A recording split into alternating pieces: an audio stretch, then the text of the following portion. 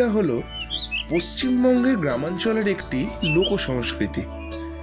ইতিহাস ঘাটলে দেখা যায় গম্ভীরার মুখোশ নৃত্যের জন্ম মালদাতেই।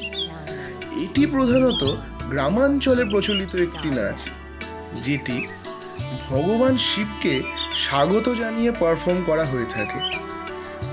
এই ট্রেডিশনকে ডকুমেন্টেড করতে আমরা ফিল্ম বাফ স্টুডিও পৌঁছে গিয়েছিলাম সেরমই একটা গ্রামে, যেখানে বিশেষত ছেলেরাই এই মুখোশ নৃত্য প্র্যাকটিস করে থাকে।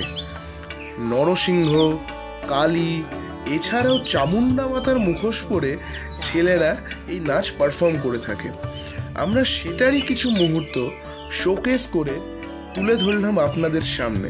আপনারা দেখুন এবং জানান আপনাদের কেমন লাগলো। ধন্যবাদ।